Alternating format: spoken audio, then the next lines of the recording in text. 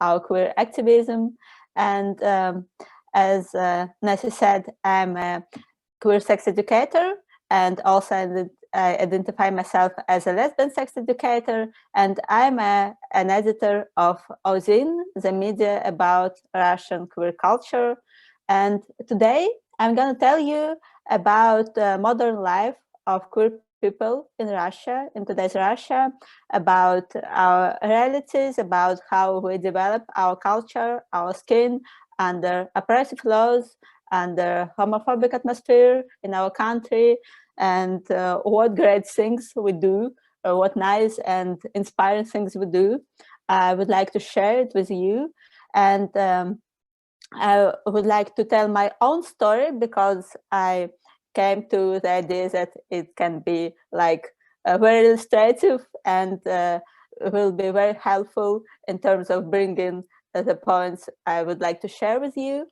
And also, thank you so much for providing me with your questions in advance, because I'll try to cover all the questions I got previously, and there is a question which I would like to start with because I found it very illustrative, very illustrative and helpful to describe what's going on in Russia today.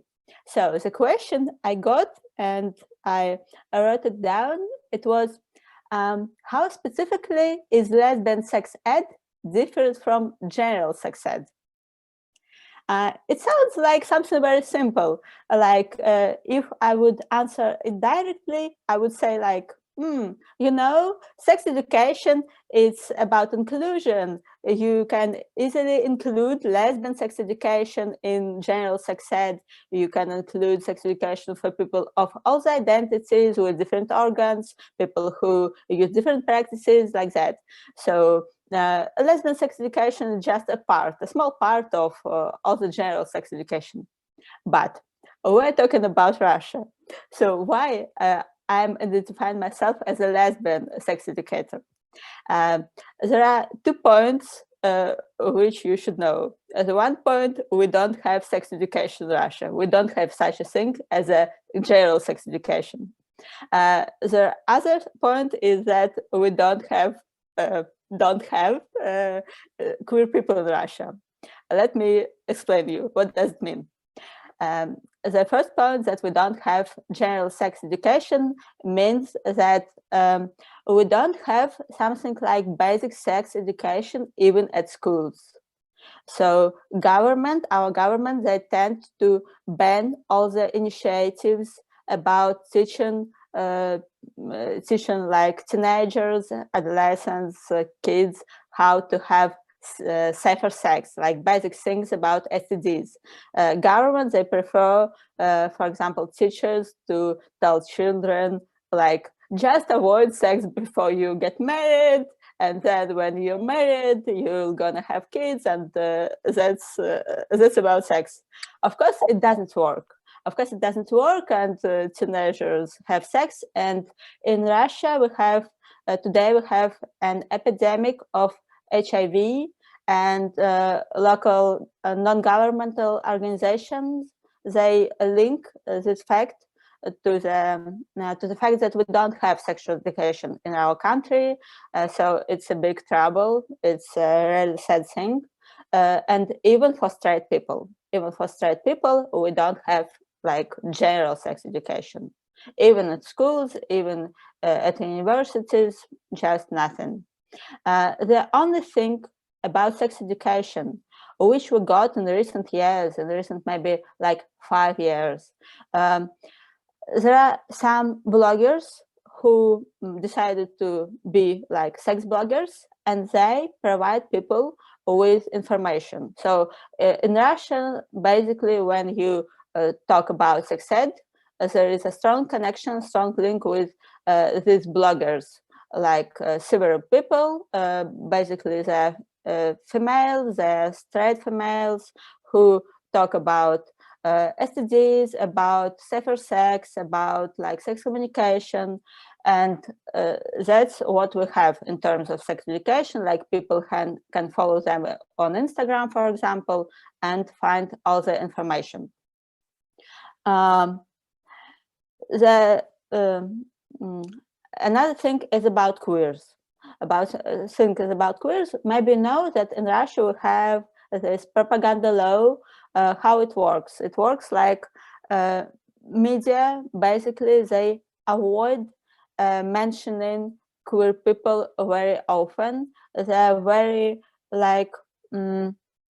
So basically, yeah, they avoid, and they're not very enthusiastic uh, about talking about queer people, about talking about LGBTQ plus people, and all the queer people, all the LGBTQ plus people in Russia, they live under the risks of being arrested, being oppressed, or just being beaten, or being like sometimes being killed, because we have like a very big level, very high level of homophobia, of transphobia, of queerphobia, and people afraid to go to police because police themselves are very homophobic, and that's our realities. And it doesn't mean that all the queer people are gonna be immediately arrested once they come out as a queers, but it means that all of us, we permanently feel these risks of being arrested, being oppressed. So not very nice atmosphere to live in, but it's how it works. And when I started my blog 4 years ago, 3.5 years ago, okay, it was the end of 2017, I observed that all the content about LGBTQ plus people in media, which I can find not so much content, but there was some content, and all of this content, it was about crimes. It was about crimes against LGBTQ plus people, because we have some human rights organizations in Russia, and they collect this data about like violations against queer people, and they provide like popular independent media with this data. And so when you are a queer person on a personal level, but when you're a queer person and all the things you can read about yourself in popular media are connected to crimes, about somebody was killed, somebody was arrested, somebody was beaten, and so on and so on, it creates this type of atmosphere when people avoid creating and developing such a thing as a community, because each person get feared, each person get afraid, and there are many LGBTQ plus people who even avoid like identify themselves as lesbians or gays or trans people. They just want to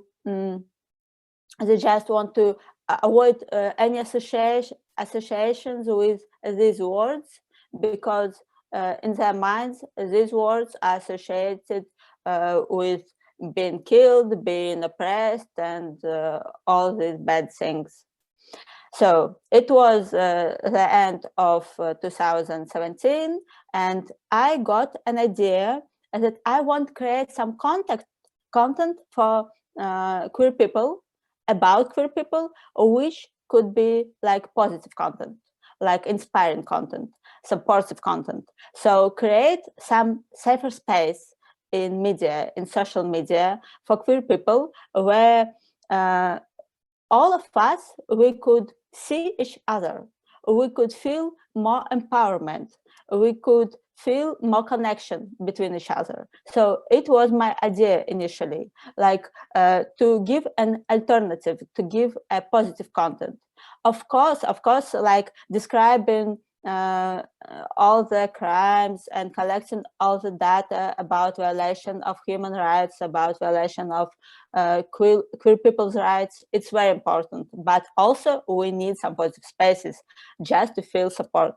So initial idea of my blog, I decided that I want to create a blog about lesbian lifestyle because I identified myself as a lesbian, and my first idea was, okay, I can just write funny stories about my lesbian life, about how I came out to myself, how I realized who I am, how I live with my girlfriend, how like we talk to our friends, like that.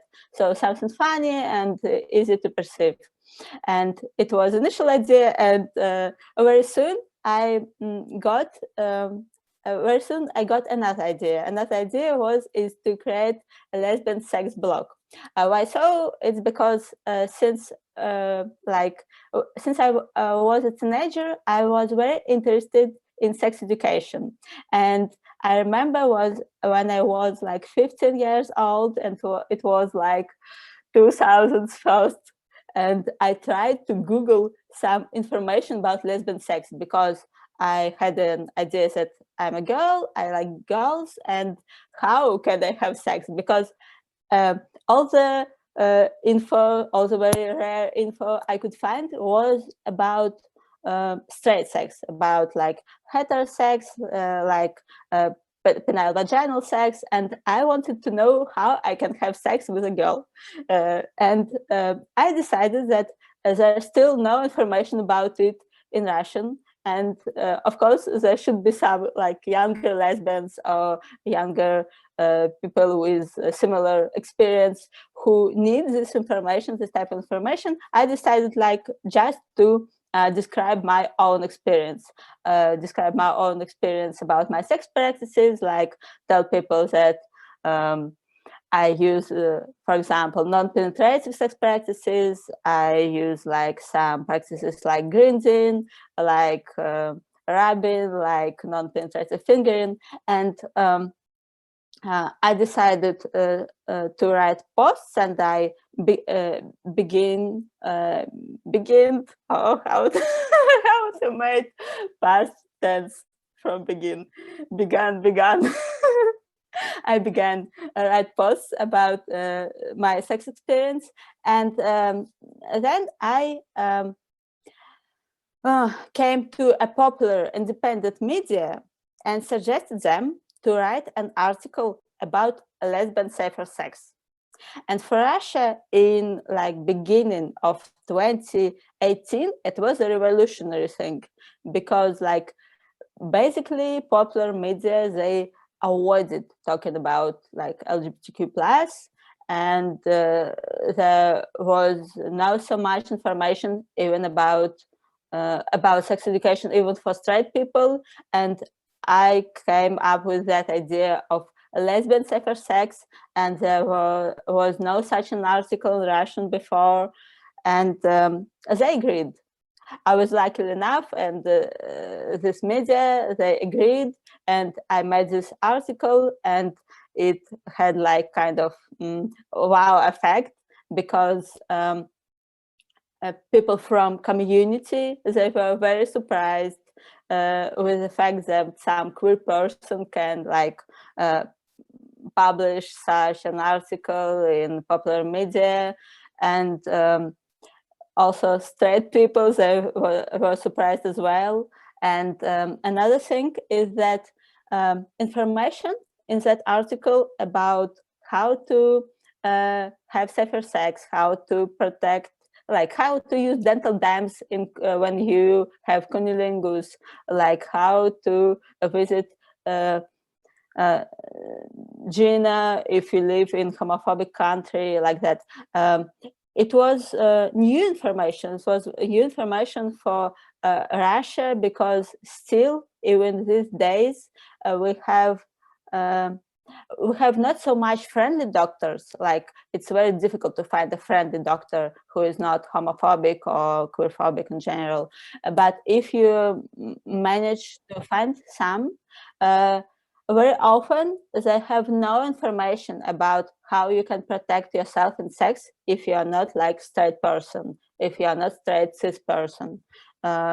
and many doctors, I have heard from many doctors myself, and many of my friends have heard from their doctors, when doctors, professionals, they say something like, you can't have STDs, you can't get any STDs because you are lesbian. You are lesbian, don't have STDs. And of course, it's not right, because from kissing, from cunnilingus, from fingering, you can get STDs very easily. So, but it how this informational field works in Russia, worked those days, and still is still actual information about Russia. So I made that article, and I started to do other articles about different sex practices which never covered in Russian before, like not penile vaginal sex practices, but like fingering, like cunnilingus, like grinding, like using sex toys, like using the strap-on and lesbian sex. And these articles, they had like two main effects. One effect, it was about empowering for community, because LGBTQ plus people with vaginas, and I also try to and strive to make my articles queer inclusive in general. I strive to make them non-binary inclusive, transgender inclusive, like that. So people can see themselves represented in popular media, and I talk about my own experience a lot, so, to make my articles illustrative, to add some storytelling, to share some personal experience, to share some intimate things, to share some valuable things about my personal sexual experience. And I got lots of feedback from people from the community that they feel supported through my texts, through my articles. It was, on the one hand, it was one effect, and other effect is that because this information, it was rather unique for Russia, which has not so much materials about sex education. So straight people started to use it, and I got lots of feedback from straight people, from cisgender hetero people who messaged like, "Thank you so much. I have never heard about it. I have never heard about these techniques. I use it now with my partner, and we're so happy." And you know, when straight people who may never heard about queers, they can learn something useful, something helpful for them from a queer person, it works like informal legitimization. It works like informal legitimization for LGBTQ plus people in society, in some part of the society, because there are still like very homophobic people who message me like, go burn yourself or go kill yourself, like that. But anyway, all this process, it's about empowerment for community, and it's about legitimization for people who are outside community, who are straight. So it's one part of my work. And another part of my work as a sex educator, I collect experiences from, oh my God, I forgot to tell one important thing. Why lesbian sex? What's the difference? I started to use this label, like I'm a lesbian sex educator. I started to use it for several reasons. The first one, I wanted to share my own experience, because it was like very specific and unique information for Russian speaking space. And I decided that the best thing I can do is to use my own experience to share it, because storytelling, personal storytelling, it works. And so I define myself as a lesbian. I am gonna share it as a lesbian content. I think I also identify myself as queer, but in Russia, because all the queer topic is very tabooed, LGBTQ plus topic is very tabooed. We have a great lack of proper words to describe like LGBTQ plus experience. And one facet of it is that not so many people know word queer, and not many people even use this abbreviation like LGBTQ plus.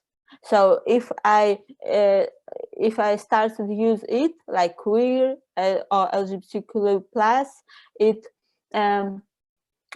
less people could recognize these words. Less people could get the idea what I'm talking about. So, but many people know word lesbian and know word gay. So I came up with the most like trigger words, the words which can attract attention of people immediately, like lesbian, what? Lesbian sex ed, what? So it was like a marketing instrument to provide my ideas, to bring my ideas. That's why I started to label it as lesbian, lesbian, lesbian, lesbian, just to attract more attention and to share different types of experience with people. And about different types of experience, I also collect personal stories about sexual life for people of different identities, like transgender people, intersex people, non-binary people, people with different particularities of their bodies. And I like write their monologues and also publish them in media, in popular media, to share experience of different people with a wider audience, to show people how diverse our society is, how diverse our sexualities can be. And I also use this word lesbian to attract people's attention, like look at me, I'm a lesbian sex educator, but I can tell you also about all the LGBTQ plus letters. What else? Another effect, yeah. When I started my work, we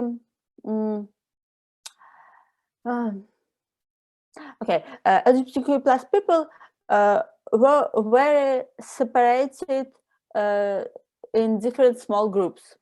We still live this way. We still have not the community, but different communities, small communities, like small groups of LGBTQ plus people who are separated, who live there often like small community lives. But those days separation was very high. So I decided that everybody has a body. Many people have sexual life. Not all, but many. So if I use this topic, it gonna attract attention. It gonna attract attention from different LGBTQ plus people, from different small communities of LGBTQ plus people, because, for example, there were some political queer activists who was brave enough to like protect human rights of queer people, and they were kind of separated for one group. And also there were such type of queer people who were like we don't want to associate with this abbreviature LGBTQ+. We want just party. Please don't bother us with politics. We don't want to talk about social problems. It's so difficult for us. So, and there was some kind of like I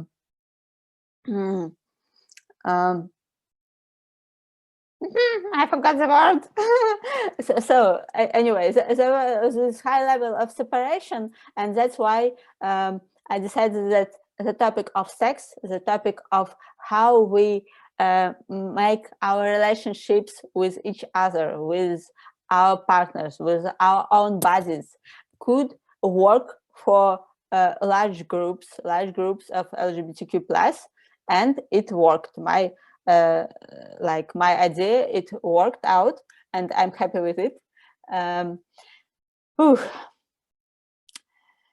need to check with my list of what I said about and what I didn't said about. Okay, that was the first part, and another part is about Ozin.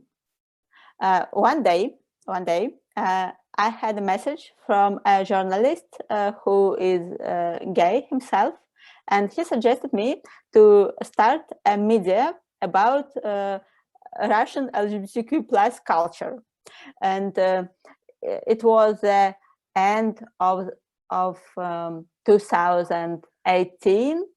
So I did my sex educational work for a year by that moment, and we have not so much like not so much queer people who live openly.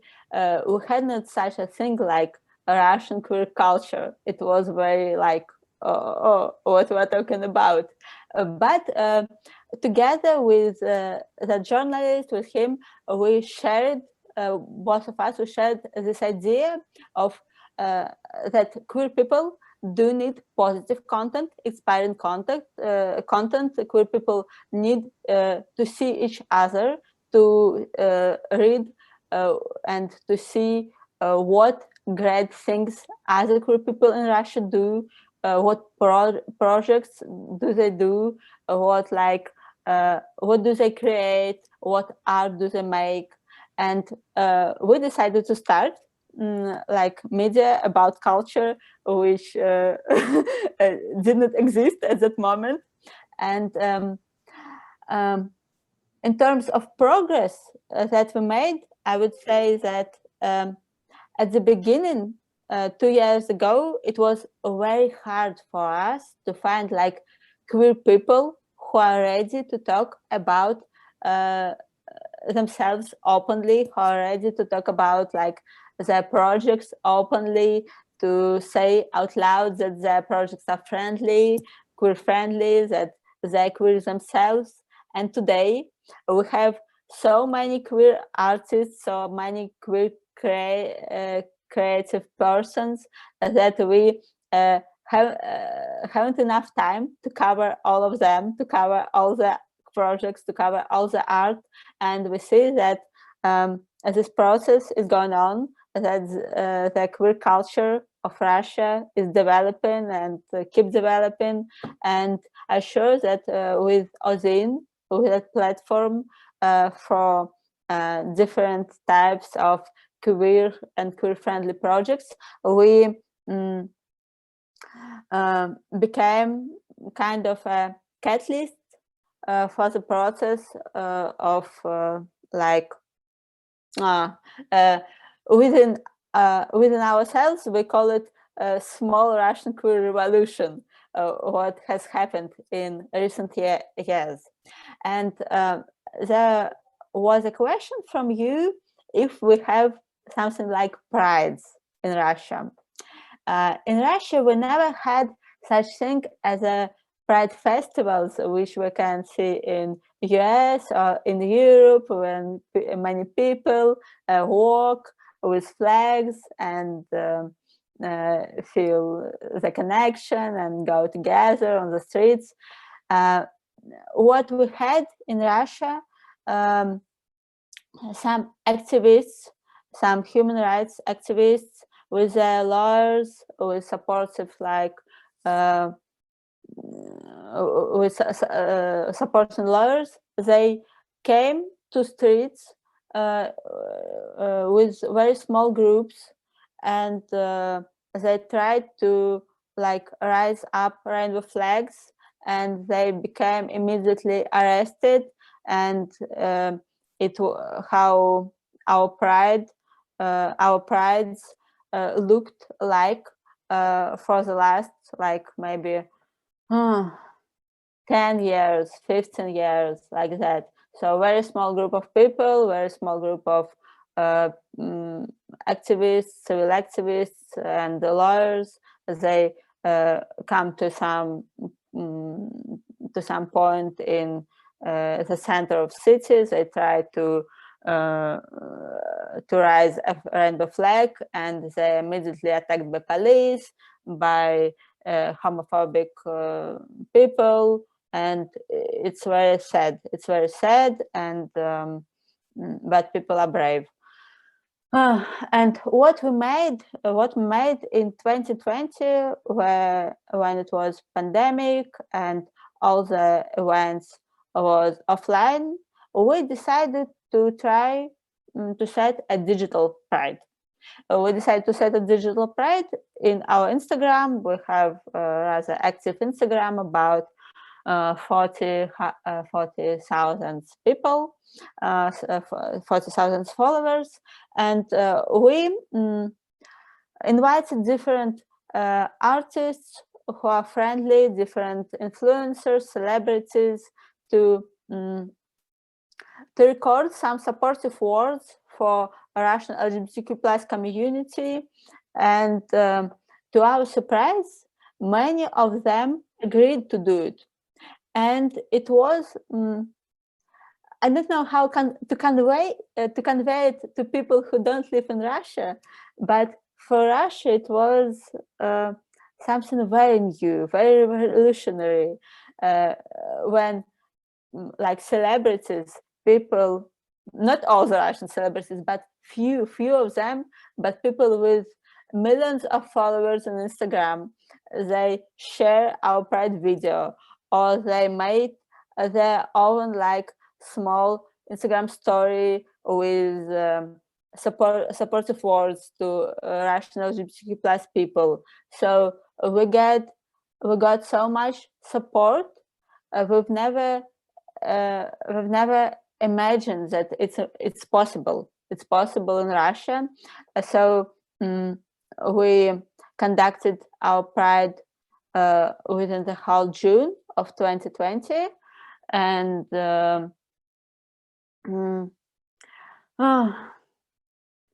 it made its wow effect, with all the celebrities who supported us, all the public figures who supported us, all the queer people, many, like thousands of queer people who participated, who watched our live streams, who commented on posts, who commented of videos of some influencers who made their like words of support.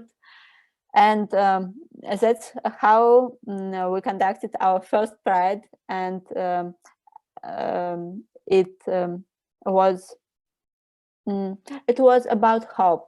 It was about hope for better future for Russian queer people.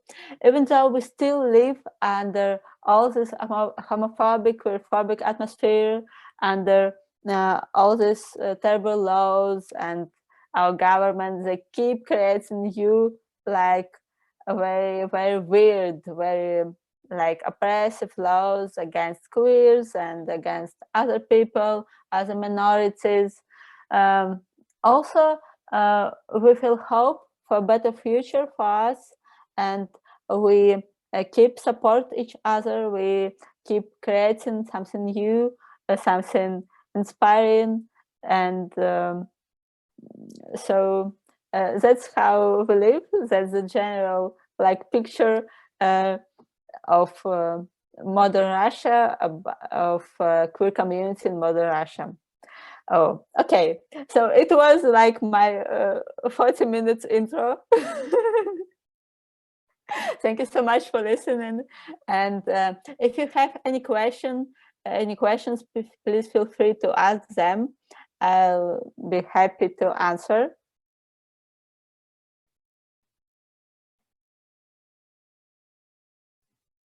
You guys can either raise your hand or you can type them up in a chat. Or if anyone in the social lodge can ask a question, don't hesitate. Nessie, will we at some point talk about language too? This is all, thank you so much for being here. We appreciate you so much, Sasha, thank you. But I asked some of my linguistic students to come as well.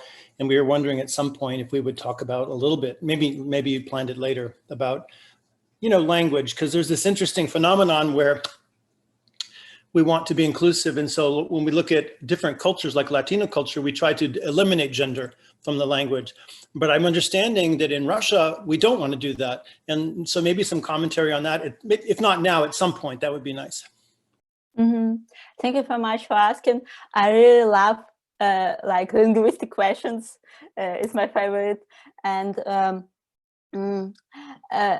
if answer to your question directly, I would say, yeah, that the tendency in Russia today, and in Russian and in Russia, about inclusivity of language, the tendency is that creating of more like different gender forms of nouns, like female forms of nouns, alternative to male forms of nouns, which are like considered to be used for all the people who use like male forms, basically. So females, they say that they feel excluded from public field, they feel invisible, and also we try to create some options for non-binary people. So that's how it works in terms of gendered nouns, and also about gendered verbs. And what else? Okay, if about a gender in language, that's how it works.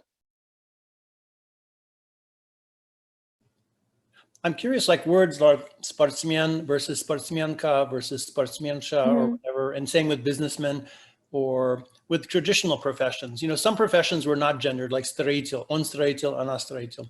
No, строительница. Okay, but when I was trained in Russian, which was, a few decades ago, we made a big point. The Soviet publications made a big point. They're just строитель. We're not going to be gendered, only строитель. Он строитель, она строитель. But now you're saying that it's important for us to support feminism by saying she is a female construction worker, она строительница. I'm just curious why we have decided in the Russian world, and I support, obviously support whatever the decisions are that the people are making, but why have we decided to underscore the differences, whereas in some cultures' approach is to have non-gendered words? It's interesting. Yeah, because in English, there, for example, a word partner, and it's like a word for all the genders. But in Russia, maybe you know the history that historically, in the beginning of 20th century, there was very similar tendency when there was very beginning of the communistic society, and they tried. They said that they want to provide women with more like with more visibility, and they tried to create like this female nouns, like you said, sportsmenka, which means female, like how to say it in English? Athlete. Sorry? Athlete. athlete. Okay, female athlete, and they strive to make something very similar, but in fact they banned this initiative when Stalin came and it finished. But nowadays there is we have the state of language when we have very specific words for female professions, like for cleaning person, for a person who teach children, for a person who look after small kids. They all have female forms because it's something. It's about professions which associated with females. It's about professions which have a very low salary, and so unprivileged professions which are considered to be like for those females, like not very serious professions, but professions like director, like manager, like so male privileged professions, they all have male forms. And so people have and feminist activists, they have the idea that it affects how people perceive women and how people perceive men. Like men is somebody who can work as manager, as director, as like oh my god, so on some privileged professions. But women is there somebody who work like with cleaning, with like cooking food, with small kids, and who can't get like more privileged profession and can't get more salary. So they try to, the idea is to affect people's perception, people's mind, people's understanding of what's the place of women and what's the place of men, and to create like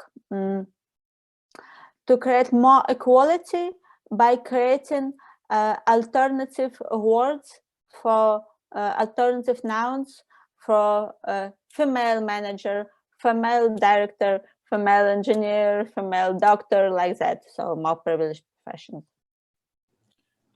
It's still very fascinating how in American culture, to be supportive, we are not, to be politically correct, we're not supposed to use gendered terms like for a poet or for an actor. We wouldn't say actress, but it's really amazing that in Russia, we are to support the progressive cause, we need to be sure to use the gendered forms. So it's just interesting how historically that has diverged. Yeah, I really like such kind of points when the same goals, but by different means.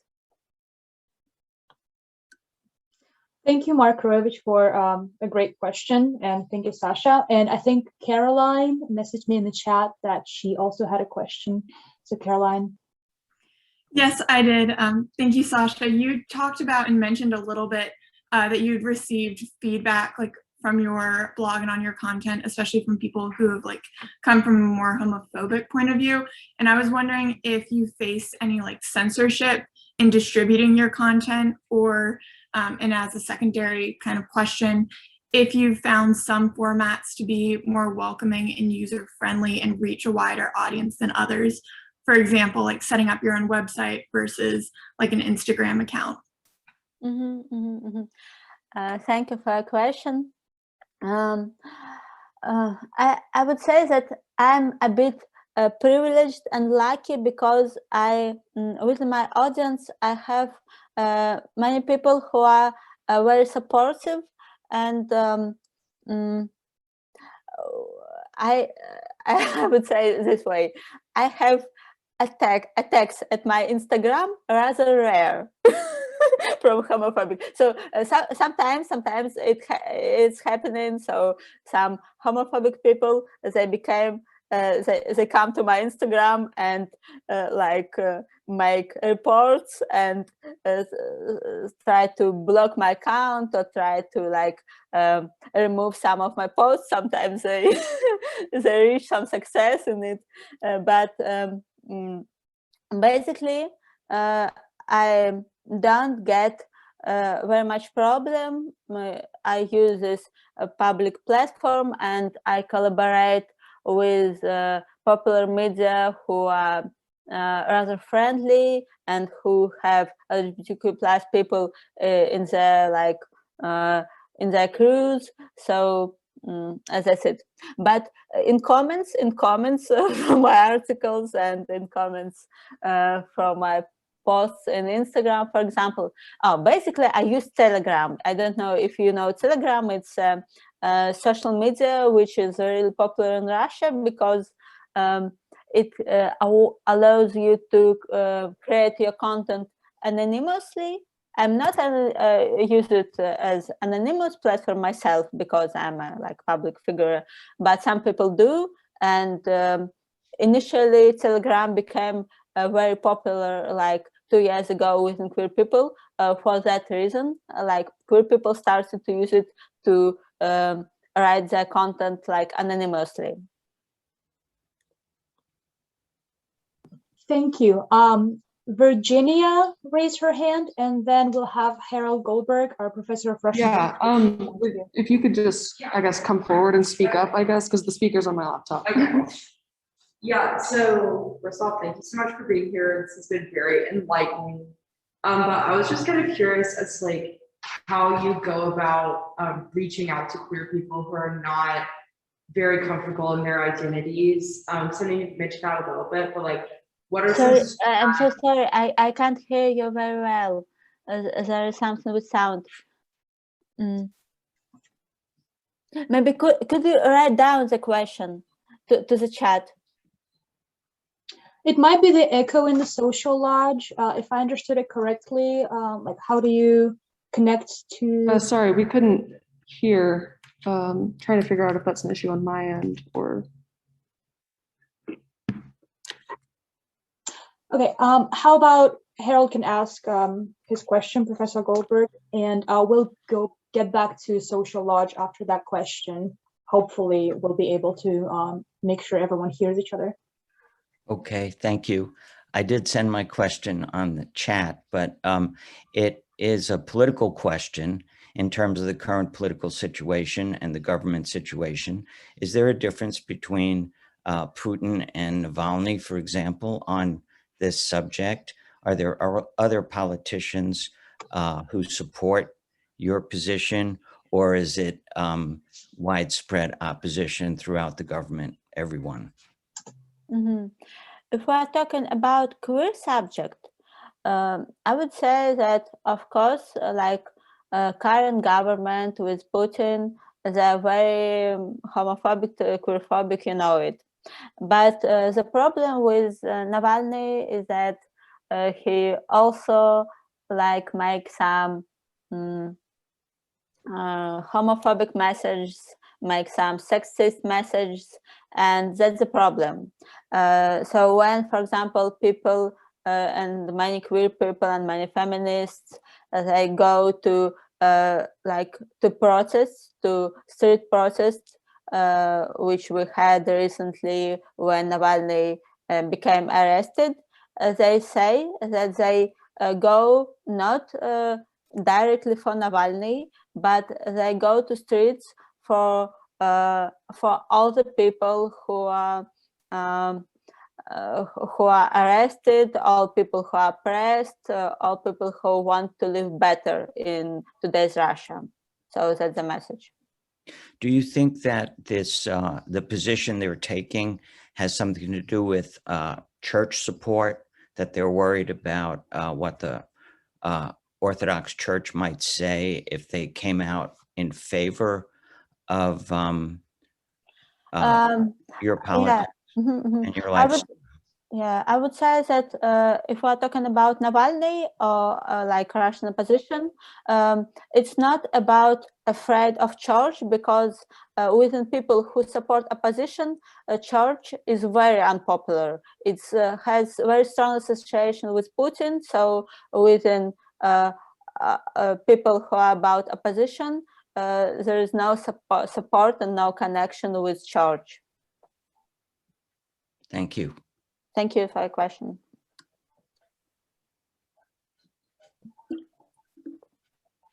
It looks like our guests at the social lodge are having some problems with sound. Unfortunately, I hope they'll be able to come in again. Meanwhile, does anyone else have any other questions?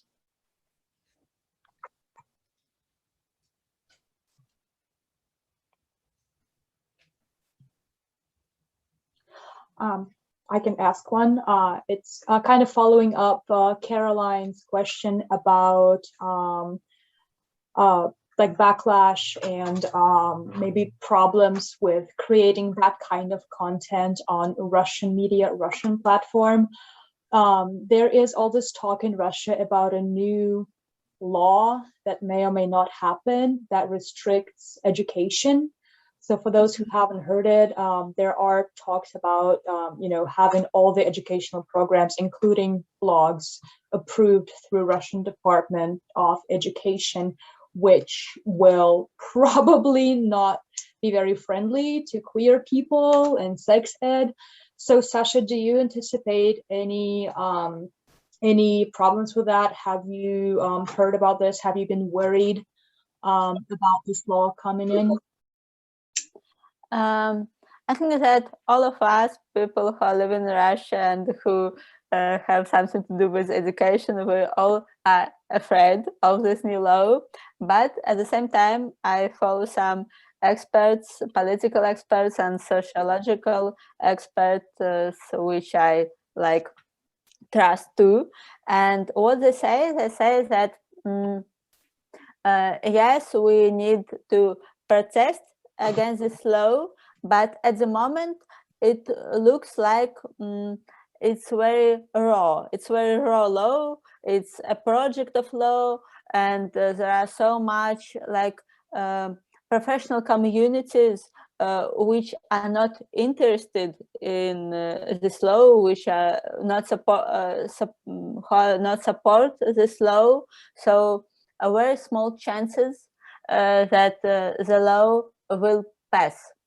But the main thing, in Russia, we have some types of laws like propaganda law or extremistic law, which don't work till the moment they want to arrest you. Because like I live as an open queer person under propaganda law and nobody arrests me till this moment. But if one day they'll decide to oppress me, they will use this law. They will use it like, oh, we have a special law for you.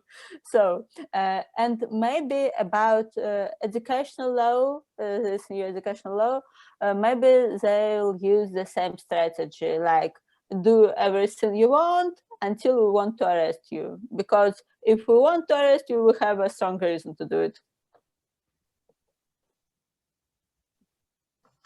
Thank you. Sasha, do you think we'll be able to take 2 more questions that are already in the chat and run maybe like 5 minutes? I don't know. Yeah, of course. Time. Okay, so Carrie, would you like to, 3 questions. Carrie, would you like to read out your question, or should I?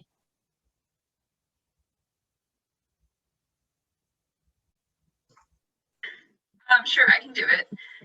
So I was wondering if like the hostility that queer people experience in Russia depends like especially on the region that you live in, because I recently watched a documentary called Welcome to Chechnya, which talked about especially like gay men in Chechnya and like an escape network basically that was created to help them get out because you basically can't live there as an out gay person.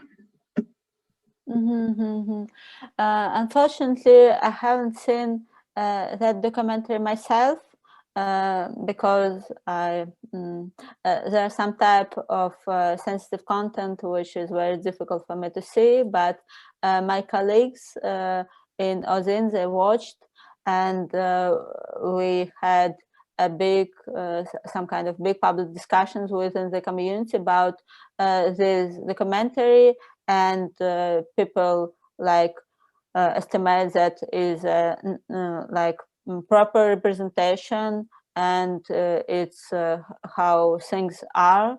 And I have like very good friends of mine who were engaged in these programs, who helped people from Chechnya to escape from the country. And I know like how it works, I know how it's difficult, I know some specifics. So and they said that the documentary is made well, and it represents people like in good way. Thank you for answering. Thank you for the question. Virginia, are you guys, do you guys still have that question that you did? Yes, hold on, I'm passing the phone. Thanks. Can you hear me? Yeah. Okay, great. So first of all, thank you. This is a really cool presentation. I was wondering about labels in the Russian language for gender and sexuality. I know in English, there is sometimes controversy and disagreement about what labels people use, especially with more specific or less mainstream labels like gender fluid or gender queer, instead of kind of broader and like more known ones like non-binary or like pansexual. And so yeah, just like, is there that kind of controversy within the LGBT community in Russia about the language that you use to describe sexuality and gender? And like, yeah, I guess that's my question.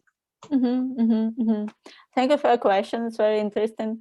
I would say that all the labels that are actually used in Russian, in different groups of Russian queers, all of them are copied from English because all the queer language, all the queer nouns, names of identities, gender identities or sexual identities that we currently have in Russian, they're all from English.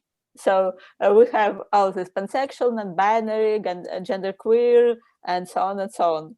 So, and when there is some new term appears, for example, in English Twitter, for example, and people from Russia can find it and bring it to Russian community and start to use it, like I don't know, gay sexuality, demisexuality. I know that there are many other terms, like some examples. So, and they actually used, there are people who prefer to use it to describe their experience, to tell others about themselves. Of course, there are some people who are more conservative, people within LGBTQ plus community who are more conservative about words, who can be, for example, there can be cis gays or cis lesbian or cis bisexual people who can be transphobic, and they can say something like, we don't understand what's the reason to use non-binary, we don't understand what's the reason to use all these gender queer terms, like don't call us queers because we're like normal gays, we're normal lesbians, we don't want to know other like other terms. I can't say what the percentage of these people with such type of opinion, but there are some. But I would say that modern people, modern queer agenda in Russia, it's developed by younger people who are brave enough to be open, about who they are, because older people who are more oftenly tend to be conservative in terms of new terms. Older people, they also have this tendency of being more closed, because some of them remember Soviet Union, for example, and they have this like opinion of don't tell anybody about who you are, live very close, be very close about yourself, don't tell people about yourself. Yeah, and younger queers who tend to speak out loud, they are more positive about using different terms. So language is developing due to younger queers. So I'm sure that it's gonna develop, and due to globalization, due to social media, we'll share. I'm sure that we're gonna share all these terms from global queer agenda with you. So that's it.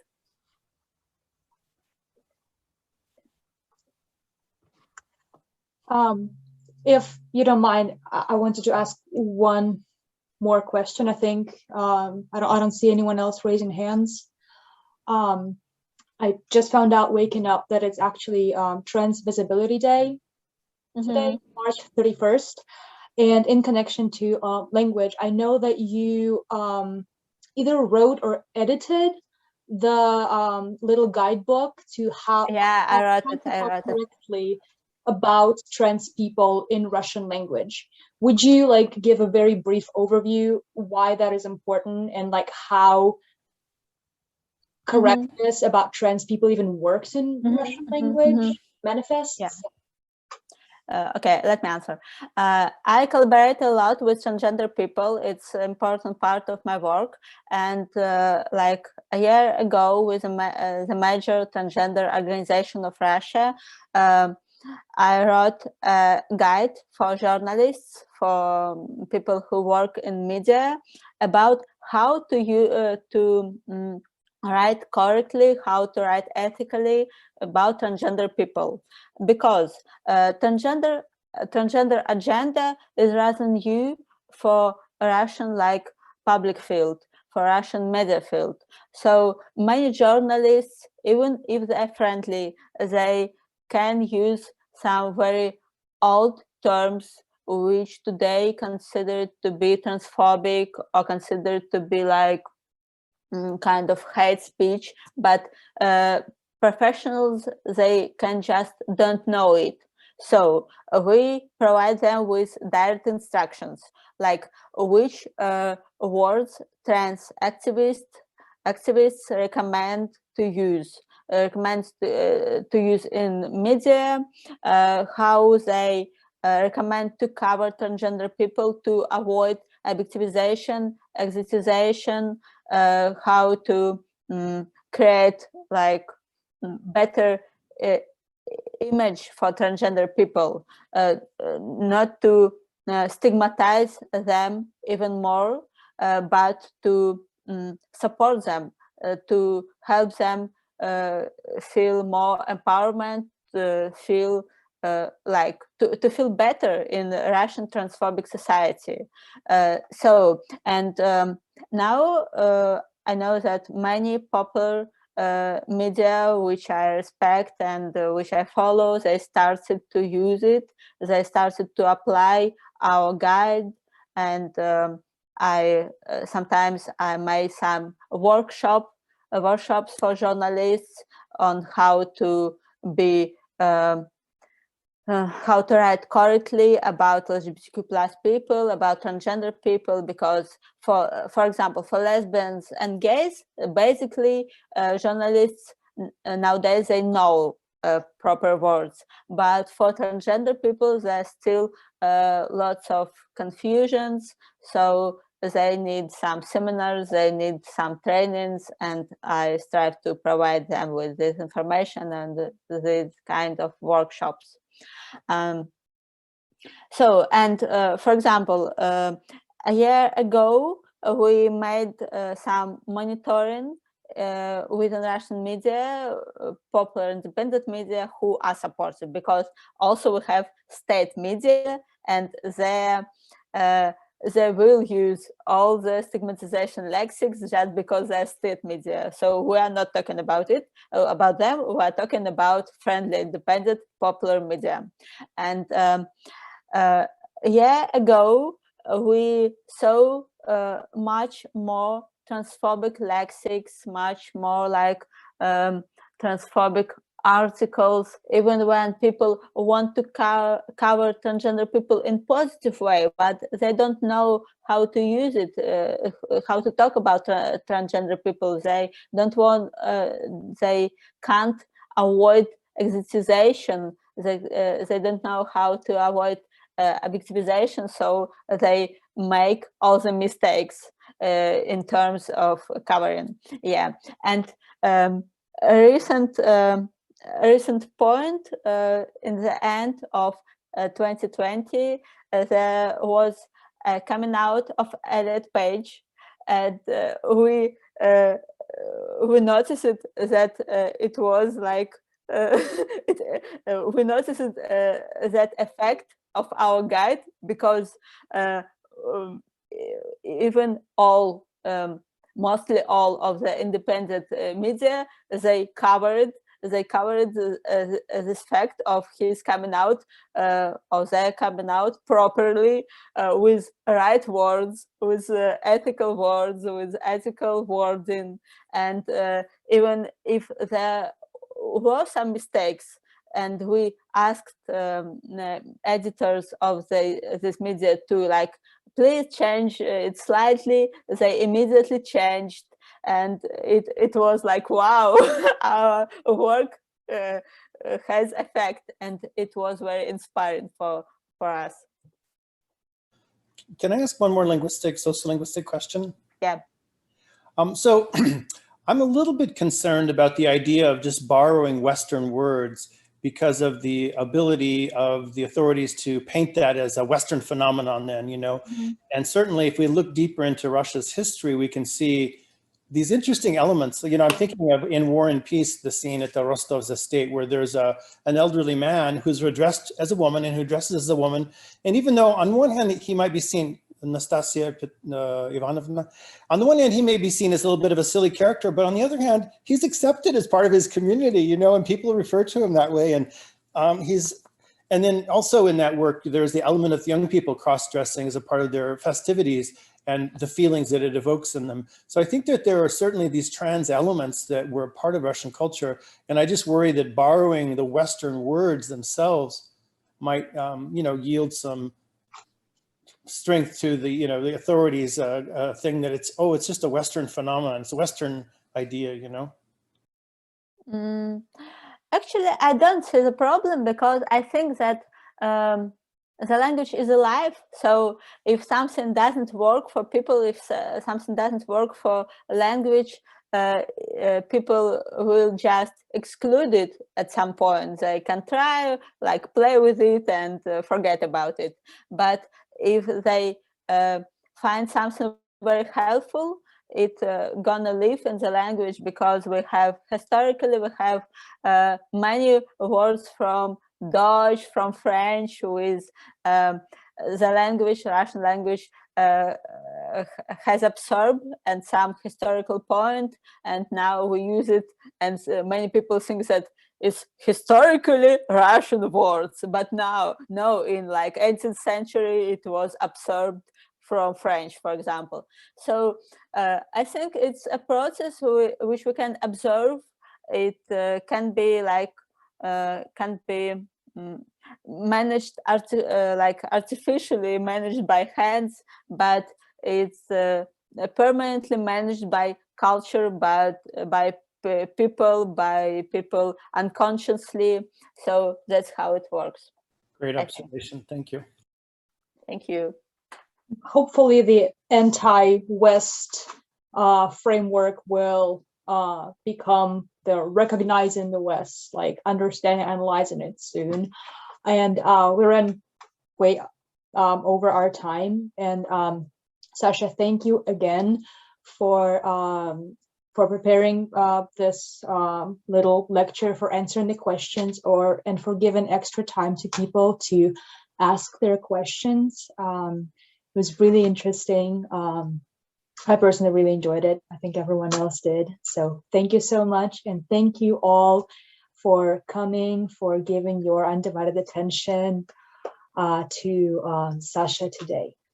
Thank you. Thank you so much for inviting me. I feel so happy and feel so inspired and feel so positive emotion. So have a nice day, and feel free to connect me if you need, if you have more questions. Thank you.